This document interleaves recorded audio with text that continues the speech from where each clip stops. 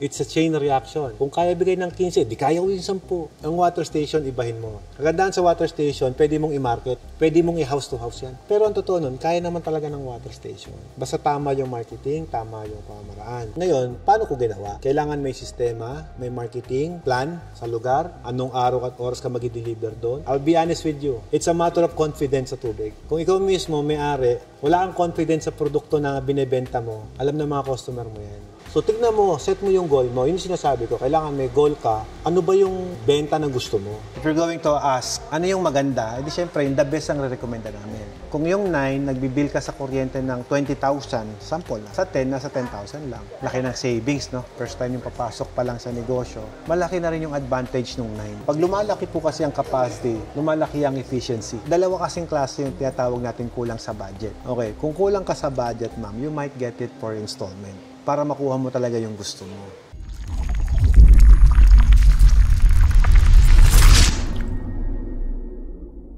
Kapag maging-negosyo ka, dapat bukod sa masaya ka sa ginagawa mo, dapat masaya ka na ginagawa yung bagay na yun. Bukod doon, dapat may sistema. Pinaka-importante sa lahat before you start the business is the system. Dapat you need to know and understand how the system works and how to systemize the operational. Yun ang pinaka-importante. Although you have already done your assignment, you already do your feasibility study, nakapag-survey ka na, kaya kayong tatoy ng water station, you already done that, di ba? Nakapag-compute ka na, magkano ba ang magiging costing. Technically, kaya kayo napabili, napanood sa vlog ko kasi na-explain ko na rin doon kung paano kakikita, kung paano ba yung marketing. Specifically, gusto ko ma-address ano ba yung mga questions nyo pa para at least masulit naman po natin yung pagpunta nyo. Ano ba yung hindi nyo naintindihan at i-reflecta natin? Di ba yung mga hindi nyo pa napanood, rektahin na natin.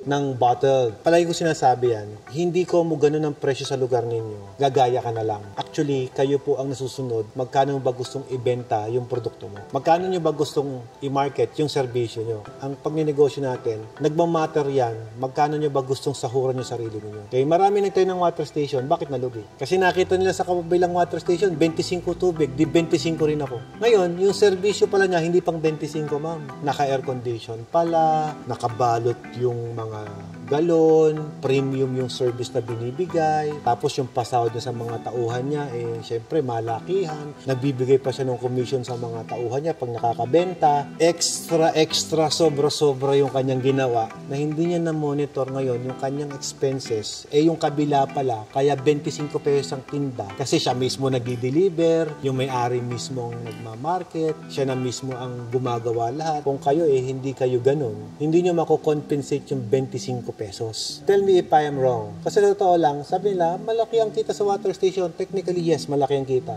Pero bakit may nalulugi? Nagko-cross-cutting ka dahil ang liit ng benta mo. Meron nga dyan nagbenta 15 pesos Kumikita ba? Yes, kumikita pa din. Isipin mo, cross-cutting na gagawin mo doon. Magko-cross-cut ka ng operation. Technically, magtitipid ka ng filter replacement. Magtitipid po kayo ng mga recharge. Magtitipid kayo ng mga maintenance ng makina. So, ang laki ng tinitipid ninyo na. So, ano yung expect ninyo? Diba? Gaganda benta? Siyempre, hindi. If you're requiring for the premium service, sabi nga namin, kailangan premium din yung presyo. Diba? Akala nila, ganun-ganun lang Diba? Dati nga, 50 pesos, 60 pesos yung tubig, binibenta yun Nabibili naman. O punta ka ng Batanes, magkano ang presyo ng tubig? 50, 55. O punta ka ng Laguna, 45, 50. Laguna lang yun. Quezon, punta ka ng Quezon, yun ang presyo. Punta ka El Nido, yun ang presyo. Bakit sila kayang ibenta ng ganun? Punta ka ng Makati, presyo, 45, 50. Di Maynila yun hindi. Mas maraming ang tao doon, mas maraming customer. Punta ka ng Pangasinan, bakit bagsak presyo? Price war. Maling mindset ng mga nag-ooperate. Maling mindset ng marketing. 25 yung kalaban ko. Gawin kong 20 yung sa akin. 20 yung kanya. Gawin kong 15 yung sa akin. Ganun na nangyayari. Lahat ng mga bagong water station, ang gusto nila kasi, ang mentality, lumipat yung customer sa kanila. Para lumipat ang customer, ang gagawin, babagsak ang presyo. Tama ba yun?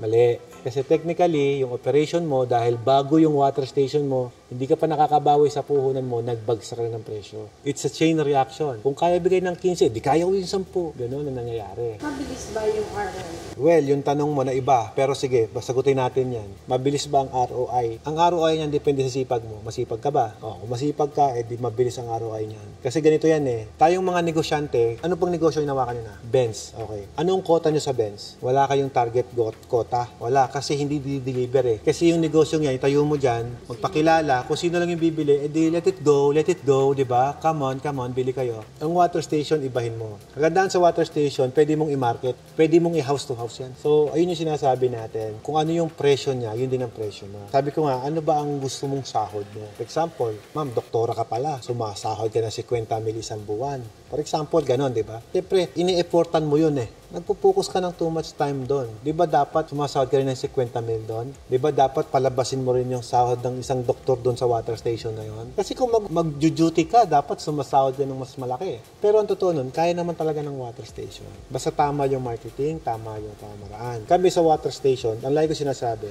set a goal. Ano yung goal? Ilang container po ba ang gusto mo sa isang araw? Di ba? Bumili ka ng package 9 ko, tama? So ang goal mo, makabenta ng maraming tubig. Ilan ba maximum na sa isang araw? Kaya naman po ang 100 sa isang oras. Sa isang araw, ilang oras lang ang dapat niyang paandarin. Ilang oras po ba trabaho niyo? 8 hours, di ba? Sa isang araw, palagay mo, ilang oras dapat aandar yung makina. Kasi pag umabot ng 8, overtime ka na, sir. Magabayad ka ng overtime sa tao mo. Tama? Ibig sabihin ba pag 8, dapat at least 4 hours, tapos na. So kung bibigyan kita ng 100 bottles every hour, 5 oras, may 500 ka na. Basically po, kung kukumpitin niyo po yan, kung ang goal mo, kamukha ng goal ko, kasi ako ang bentahan ko rito, nasa probinsya ako, di ba? 700 ako dito daily. Ang dami ko pang kalaban dyan. Ang dami ko pang mga competitor dyan na water station. Ngayon, paano ko ginawa? Kailangan may sistema, may marketing, plan sa lugar, anong araw at oras ka mag-deliver doon, sino yung mga target mo, customer mo, mga dealers ba or end user, how do you plan your marketing, paano po ba yon? So, yun yung mga bagay na dapat na kinukonsidered mo. Kung meron kang 500 galon, araw-araw, i-multiply mo na lang yan sa magkano mo gustong ibenta.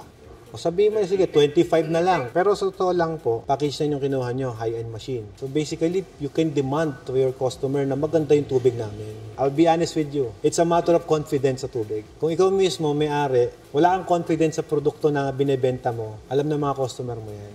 Ako, bakit kahit tumatawad yung ibang customer ko, hindi ako nagbibigay ng discount? Kasi alam ko, yung produkto ko, ito yung quality na ibibigay ko sa'yo. Ito yung service yung ibibigay ko sa'yo. Ba't kita bibigyan ng discount? Diba? Ngayon, kung babargain mo yung trabaho ko, huwag ka na bumili sa akin. Kasi ito, hanggang dito lang ako. Hindi ako nagbibigay ng discount. Kasi ito yung presyo ko. Ito yung value ng servisyo ko. Ngayon, sa totoo lang, sabi ko nga, kayo po, name your price. Magkano ba ang gusto mo? Kung kaya mo ibigay ng 40 pesos, kung kaya mo ibigay ng 35 pesos, nasa iyo yun. Tandaan mo, mayroon kang sinakripisyo dyan. Ano yung sinacrifice mo? Dati akong OFW Kumikita ako ng kalahating milyon doon, sinakripisyo kong rito. Kaya bang kitain yan dito sa Pilipinas? May sinacrifice ka na Diba? Kapitan ako ng barko Tumasahod ako ng 300,000-400,000 monthly Pag nag-quit ba ako doon, kaya bang buhayin ng pamilya ko ng tubigan na yan? Yung mga ganon, sinasabi ko. Yun na yung lifestyle mo Kasi ang totoo niyan kung ano yung lifestyle mo ngayon, siyempre kapag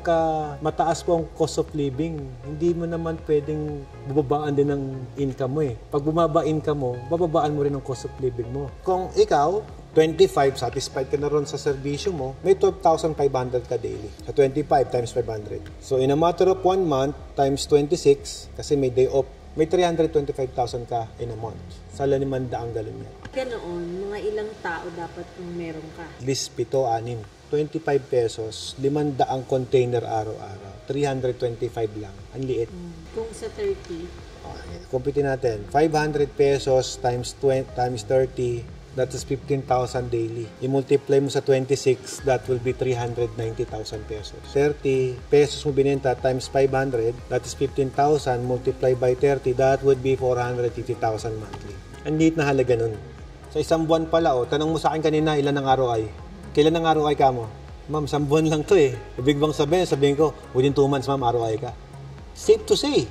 Masipag ka ako nga, sabi ko sa'yo, 700 bottles ako araw-araw Kaya mo ba yung ginawa ko?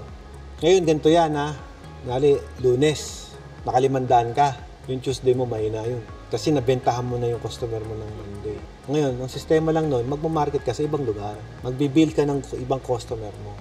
Mahina yung Tuesday ko So, magmarket ka. Kunyari, zone 1, 2, 3. Yun yung Monday mo. 4, 5, 6. Yun yung Tuesday mo. Kabilang bayan naman siguro yung iba. Kasi maliit lang yung syudad na meron tayo Ang tanong, kaya?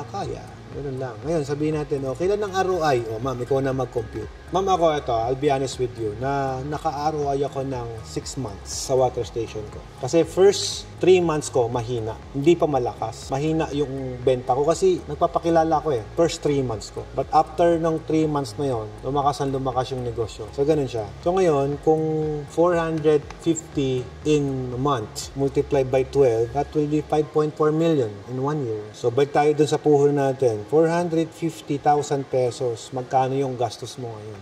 Ngayon, ganito ako kunyari, water station, halimbawa, minimum salary is 450, sabihin mo na.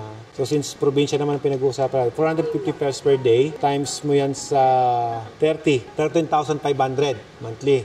Pero may alternate. Pinagkatrabaho ko yung tao ko, magde-day off ng linggo, may mag-day off ng Saturday. Sige, 81,000. Magkano renta mo? Plus natin yung 7,000 naman. Magkano pa? Water. Nawasa kayo? Sabihin mo na yung nawasa mo, ma'am, ay 10,000. Kuryente, sabihin mo na 5,000. Tandaan nyo po, negosyo naman po yung binuksan nyo, hindi naman luho. Bakit nyo pahirapan yung tao ang nag-ooperate doon? Para mag-stay sila doon, bigyan naman sila ng comfort. Comfort nyo din sila. Ganun lang ng prinsipyo niyan Actually ako, pwede naman dito mag-operate kami ng walang aircon Bakit kami naka-aircon? Kasi gusto ko komportable kayo. Gusto ko komportable yung mga tao ko. Kayo, ganun din. May mga tauhan kayo, basta may taong involved doon na nag-ooperate para sa inyo, pahalagahan nyo. Mahalin nyo rin sila. Hindi ko mutauhan sila. Okay lang yan. Pawisan ka dyan. Ang bigat mag-refill. Kasi galing ako dyan, kaya alam ko. Kumbaga ako yung nag-refill. Imagine mo, naka-aircon, nagigitata yung pawis ng tauhan mo, tumulo dun sa galon. Pag inom ng customer, bakit maalat-alat yung tubig ninyo? Pawis pala yun, sir. Pawis pala ng tauhan mo. Di ba? Nagigitata doon. Wala kasing aircon Pasensya na po. Anong gusto mo ilagay doon? Electric fan. Walang bitana. Aircon mo na lang. The best thing to do is put an aircon kapag ganong kulob. Tapos exhaust fan in case. Ito, 103,000 na yung lahat ng sinabi niyong presyo. Magkano yung binabanggit natin kanina? 450. May 350,000 ka pa. Sabihin mo na, tapon mo na yung 50,000. May 300,000 ka sa isang buwan nakita net. Ayon pa ba yun? So, tignan mo, set mo yung goal mo. Yun yung sinasabi ko. Kailangan may goal ka. Ano ba yung benta na gusto mo? Na hanggat hindi mo nakukuha yung 500 bottles na yun, huwag ka titigil sa magpa-market. Mag-market ka. Ganun lang naman yun Di pag tumigil ka sa pag-market, di wala ka rin benta. Mami-maintain yun. Kakakibat ng marketing nyo, dapat magaling din yung servisyo nyo doon. Pag ganyan, kung 500, dapat may 5. Tricycle lang, okay na. Dito sa atin sa probinsya, okay na yun. Tricycle lang, 5. Order ka sa akin ng 5 kulong-kulong. Magkano 5 kulong-kulong? Ikot mo na. Ini sabi ko sa inyo, dapat may strategy kayo sa ganyan. Tama, tricycle. Dinisign ba yung tricycle para kargahan ng ganong kabigat na gamit? Diba hindi naman? Sige, yung aking ginawang sidecar, matibay yun. Sa sobrang tibay nun, kaya mong kargahan ng 40 yun. Kaya lang, yung mismong motor, hindi po niya kaya yung ganong bigat. Yung sidecar ko kaya, pero yung motor kaya ba? Masisira rayos nun, masisira rim nun. Ilan lang yung capacity? 15 container lang. O bakit ang dami ka mong layer na nilagay ako, bakit 40 yung nilagay ko? Di syempre para yung mga pinikap mong galon, hindi naman nakasabit kung saan-saan. Gusto mo ba yun? Pag nagkolekta ka ng galon, nakasabit kung saan-saan yung galon? Diba? Organize. Mahulugan ka ng galon, nabasag, lugi ka na. Parami ako nakikita ng water station na ganyan. I-pick up ng galon, ang gagawin, diba? Yung karbatsog ang tawag yan yung kulong-kulong. Tataling ganyan, ng plastic. Habang nabiyahe, nahuhulog yung basyo. Paghulog ng basyo, laglag, basag ang takip, basag ang galon. Babayaran ba ng boy mo yon? Hindi. Meron din kami niyan. Malaro kasi ang presyo niya. Lovely, magkano container niyan? 145. Pwede mong patatakan. May bayad yun. Okay lang sa'yo na gayahin ka. Oo naman. Okay lang po yan. Tandaan niyo po kapag mapagbigay ka, pagpapalain ka, you are inquiring for the package 9. The reason why my sales is yan ang recommended. Kasi yan po talaga yung high-end. Yan ang maganda. Siyempre, if you're going to ask, ano yung maganda? Edi siyempre, yung the best ang re-recommenda namin. But technically po, kung ang water supply niyo po ay nawasa, ay yung 10 ang re-recommenda ko. Kasi yung 10, mas matipid yun sa tubig. So basically, kapag po mas matipid sa tubig, mas efficient, malaki ang kita. Of course, medyo pricey. Kumbaga, it's a good start, 9. Ngayon, kapag po napansin nyo na, Alfred, medyo magastos sa kuryente, medyo magastos sa tubig, doon na kayo mag-isip ng 10. Kasi ganito lang yan eh. Kung yung 9, nagbibill ka sa kuryente ng 20,000, sample na. Sa 10, nasa 10,000 lang. Laki ng savings, no? Ganun yung sistema ng water system. Hindi siya yung, kumbaga, kung malaki, walang advantage. Ang laki kasi ng advantage, kaya siya mahal. It's the same thing na bumili ka ng package 9, 2 piraso. Kaya lang, twice naman na matipid yung 10. Technically, maganda yung 10. Since nag-start pa lang din naman kayo at you wanted just to explore, sabi nga nyo first time yung papasok pa lang sa negosyo, malaki na rin yung advantage ng 9. Kumbaga, yan yung mga top-notch na makina na we could recommend. Siyempre, we always consider the budget. Kung yung budget, medyo nagtitipid dahil sa natatakot. Kasi ganito ang negosyante, ma'am Kapag ka nag-negosyo ka, tapos medyo takot ka mag-invest pa, medyo parang, wag muna. Pero sa experience namin, the more na intindihan ninyo yung business sa pinapasok ninyo, the more na mas lumalakas ang loob mong mag-invest at bumili ng mas malalaking package. Basically, mga bibili sa amin ng 10, mga nagbabranch na. Yung mga kumikita na, siyempre, nababawi na yung puhunan, bili ulit ng 10. For me, syempre, starting pa. 9, okay yung 9. 9 is fully automatic system po. Pwede naman sana sa nawasan kahit hindi. Lahat pwede yan. Pwede yan sa deep well, nawasa, lawa. Yes, pwede po yan. Kasi high-end yan Magandang klase po yan. Fully automatic siya na 36 level ng filtration. Kung sa tipid sa tubig at kuryente, it's actually 4 times na matipid sa ibang water station. Kumbaga, this is the standard, ma'am. This is the standard package ng mga water station yung package 4 namin. And po yung standard. Pero, tinan niyo po, ang presyo niya sa 250,000 lang. Standard water station. Which is actually yung pyesa high-end kasi Germany. Ngayon, pumasok ka dito, package 5, for the 30,000 difference, naging doble po yung capacity niya, lumaki yung panel.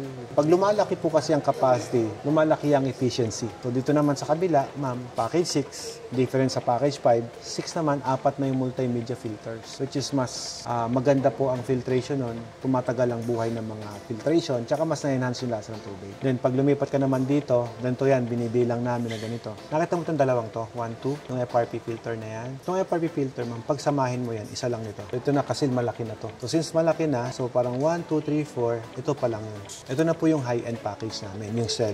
Kung bakit tinawag namin na high-end package, kasi lahat ng materials na nilagay namin dyan, high-end na. Kumbaga medyo iba na po yung pyesa nun compared dito. Iba yung motor, iba yung size ng FRP, iba yung filter, kakaiba na. Pati tangke magkakaiba. Mas malalaki na. Hindi ko ibibenta ng hindi durable. Baka mamaya, ma'am, maubos yung panahon natin ng kaka-repair. Ayaw natin yan. At ayaw nyo rin yun. So basically, ma'am, pagdating sa tibay, lahat yan matibay. Kaya lang po nangyayari po, yung quality po ng product, syempre, the more na tumataas ang filtration system, gumaganda ang quality ng product. Bukod pa doon, syempre, in any case, kasi ganito yan nakita mo yung mga filter na yan, pinasok ng nawasa, ng chlorine, matapang na chlorine ang pumasok dyan. Imagine mo yung filter na yan, bago makababa doon, ang dami niyang dinaanan na filtration. Ngayon, sa liit ng filtration mo, pwedeng makalusot din yun. Diba? Kasi maliit. Pag malaki, less ang chance na lumusot yun. So, yun ang reason bakit mas enhance yung lasa. Siyempre, pag mas malaki rin ang capacity na pwede niyang i-upgrade. Ito, pang double membrane, triple membrane, okay na itong mga packages na to. Okay na yung mga motors niyan. Samantalang ito, pwede pala hanggang quadruple membrane. So, from the minimum starting namin,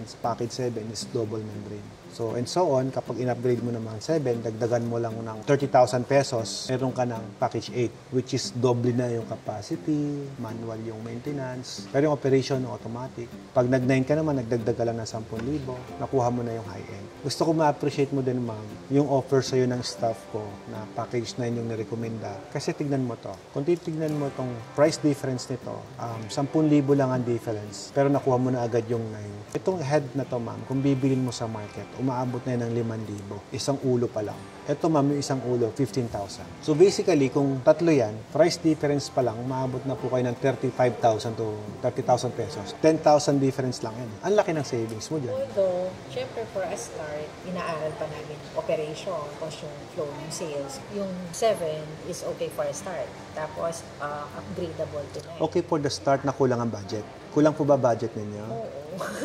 Admittedly, kulang. Yes. Kasi, Okay, ganito yan. Dalawa kasing klase yung tinatawag natin kulang sa budget. Okay, kung kulang ka sa budget, ma'am, you might get it for installment para makuha mo talaga yung gusto mo.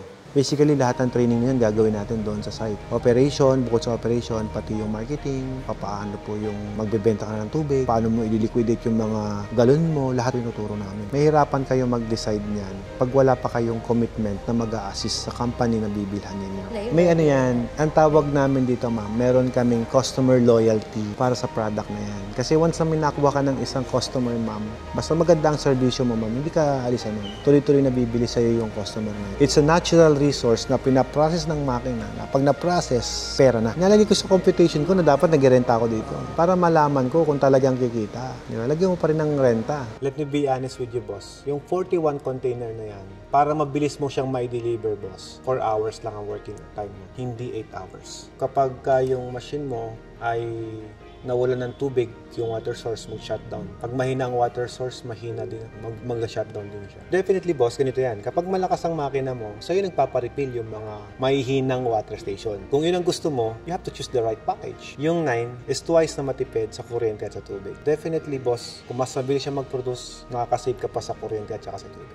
Kasi yung 9, kahit ibang barangay, kaya mong deliveran. Kahit ibang municipality, kaya mong supplyan. Kahit ibang water station, kaya mong bigyan. Na hindi nadidelay ang deliver mo kasi malakas, mabilis. Yun. May water station na ron bago ka magtayo. Sabi mo may isa. Anong reason nila para lumipat sa'yo? Kahit masarap yan, sir, kung mabagal ka mag-deliver, hindi kakayanin yun. Yung hapon, nagkakarga ka na para bukas. Para mabilis ang service. Kapag ka ma-package na yun ka, ang targetin mo, 400 bottles. Kapag naka 400 bottles ka, boss, ang goal mo dyan, dapat meron ka ng plano na bumili ng isa pang machine.